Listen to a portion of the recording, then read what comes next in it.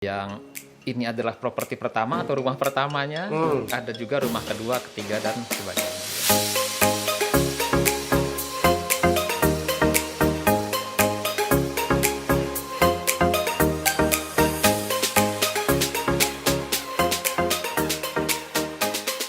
Itu kan untuk di Bandung nih.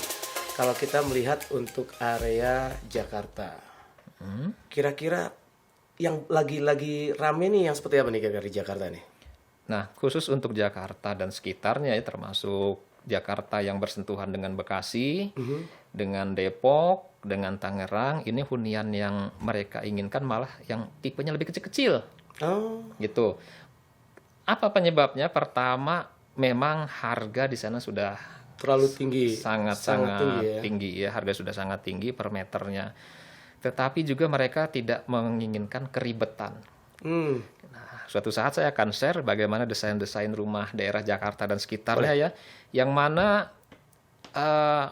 dapurnya itu pantry-nya hanya pantry dapur bersih ya, bisa kita bilang bahasnya dapur bersih, yang hanya fungsinya untuk ngangetin makanan yang dia beli dari luar. Jadi fungsi dapur sudah bukan untuk memasak, tetapi untuk menghangatkan makanan. Yang darurat saja ya. Hanya darurat saja. Lalu desain ruang tamunya dibikin seperti minibar begitu. Desain-desainnya sudah mengarah ke sana begitu. Dan rata-rata keberadaan kamarnya di atas, tidak ada yang di bawah. Karena tadi ya sempitnya Lahan total luasan, sehingga semua kamar opernya ke atas, di bawah ruang tamu sama buat ruang living room seperti itu. Nah, sekarang melihat kondisi pandemi seperti ini, dibandingkan punya rumah di sebuah komplek perumahan dengan di apartemen, kira-kira nih mana yang lebih worth it nih untuk saat seperti ini kira-kira? Worth it dari segi keuntungan finansial mungkin ya. Ya, dari gitu. finansial dulu. Nah, sekarang ini ada tren juga ya bahwa fungsi apartemen ini bisa digunakan untuk hunian bagi si pemilik, juga potensi sewa bagi si pemilik ya. Potensi sewa dalam arti untuk sumber income lain di samping income dia yang utama. Nah, apartemen di sini sekarang menjadi idola karena para pengembang apartemen pun sekarang sudah membangun apartemen itu dengan pusat-pusat kegiatan perkantoran. Jadi lebih dekat dan ya lebih menyatu ya di Iya. pusat kota ya malah ya. Banyak para pengembang apartemen sekarang membangun apartemen itu untuk mensupport lingkungan sekitarnya. Contoh salah satu apartemen di Cibitung ya, gitu. Itu mereka didirikan tepat bersebelahan bahkan di dalam lingkaran kota industri terbesar se-Asia yang namanya MM 2100. Itu sangat manis pasarnya, sangat manis pasarnya. Karena apa? Selama ini lokasi industri tersebut belum ada huniannya, sehingga para ekspatriat itu tinggalnya agak-agak jauh di luar area industri tersebut. Nah, sehingga ada yang melirik nih pengembang membangun hunian high resident ya, gitu, dalam bentuk apartemen sekian lantai yang sudah didesain cocok untuk dihuni ekspatriat. Nah, ini ramai diminati para investor maupun para pengguna ya, gitu, para user gitu. Kenapa investor ramai? Dia melirik potensi bisnisnya jika ini disewakan di ekspatriat, atau jika mereka huni tempat situ karena sudah dikondisikan lingkungannya semuanya standarnya standar ekspatriat. Kebersihannya, tinggi antara lantai dengan plafon, sarana-sarana perbelanjaannya seperti itu. Kalau yang di Cibitung tadi dibuatnya tematiknya Jepang, full bahkan Jepang, sampai para konsultan bangunannya, nanti para penghuninya sebagian besar itu nanti akan diisi orang-orang ekspatriat dari Jepang. Seperti itu. Wah, biasa juga ya. Nah, ini mungkin kita perlu juga memberikan masukan kepada pasangan muda nih yang baru menikah. Baik. Ya, kira-kira mereka lebih cocoknya kemana nih? Lebih ke komplek perumahan, ke apartemen, atau seperti apa kira-kira? Pertama kita perlu cermati dulu ya para peminat properti ini kebutuhannya untuk apa dulu, lalu aktivitasnya di mana.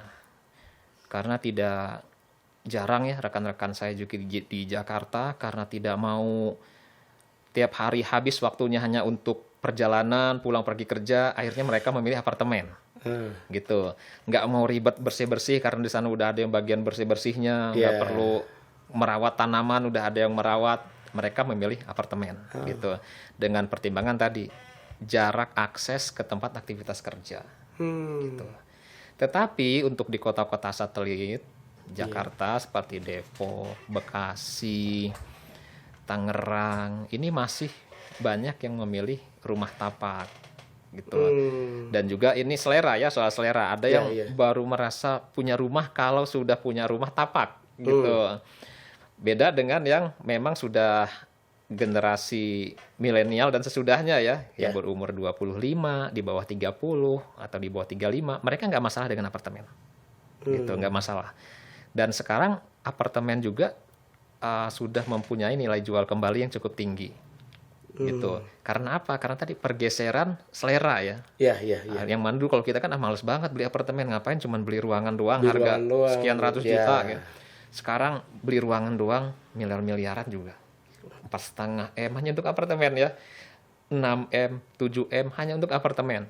Nah, apalagi apartemen yang sudah desain compact nih, buat kaum milenial, ada yang hanya ukuran 27 meter persegi, sudah plus dapur ya, dapur bersih, sudah plus kamar 1. Ini banyak diminati gitu. Kenapa mereka pilih apartemen? Tadi mereka berpikir, saya ambil dulu yang lokasi dekat kerja, yang penting kebayar. Lalu mereka masih sisihkan tabungan untuk hunian masa tuanya dalam bentuk properti yang kedua, ketiga, dan seterusnya. Baru mereka beli tadi tuh yang agak-agak di ujung ya, di perbatasan kota. Harganya masih ramah lah seperti itu. Tuh. Kita nggak bisa memandang kadang generasi milenial terlalu mereka terlalu simpel pikirnya. Tidak juga. Mereka juga berpikir masa depan ternyata. Hanya saja dalam menjalankan real kehidupannya sekarang, mereka nggak mau yang ribet. Maunya simpel. Tetapi mereka juga punya visi masa depannya. Seperti itu. Harus punya bahkan. Ya? Harus punya bahkan. Seperti itu. Baik. Mungkin ini sudah ada gambaran ya. Buat para pasangan muda yang akan atau bahkan yang belum menikah. Mungkin sudah mulai harus memikirkan ya. Hal seperti ini. Nah, jadi ada baiknya buat kalian tetap merencanakan masa depan, baik itu rumah untuk investasi, baik itu untuk nanti untuk tempat tinggal. Ya, jadi semua itu balik lagi memang ke selera dan kesanggupan kita untuk apa nih yang mau kita ambil, apa ini yang mau kita pilih, apakah kita cocok, apakah kita tidak. Bahkan kalau memungkinkan pasangan muda yang belum atau yang belum menikah, beli rumah di pinggir sawah dengan sawahnya yang sekian puluh hektar. Rumahnya mewah ya, mepet sisi sawah gitu. Mepet sisi sawah, nah itu. Tapi ada satu ujar-ujar nih Pak Mas Dito, bahwa membeli properti itu yang tepat selalu 5 tahun yang lalu. Karena kita memang kebanyakan nyadarnya, coba ya dulu beli yang itu. Selalu beli properti yang tepat itu adalah 5 tahun yang lalu. Tapi kalau kita insafnya sekarang, terus mau belinya kapan? Ya saat ini.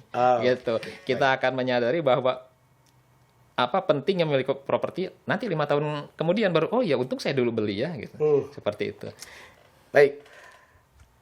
Kang Edo, kayaknya ini sudah menarik nih. Kita sudah bisa memberikan informasi buat pasangan muda yang bahkan yang sudah punya rumah, sudah punya keluarga, atau bahkan yang belum. Apa yang harus dilakukan dalam berinvestasi? Rumah itu investasi kan? Betul. Investasi di bidang properti. Baik, sahabat, tetap terus di channel Aska Media, ngobrol di sini aja. Jangan lupa kirimkan masukan, saran, dan kritik Anda supaya kita bisa memberikan dialog-dialog, informasi-informasi yang bermanfaat di masa yang akan datang. Terima kasih. Terima kasih. Assalamualaikum warahmatullahi wabarakatuh.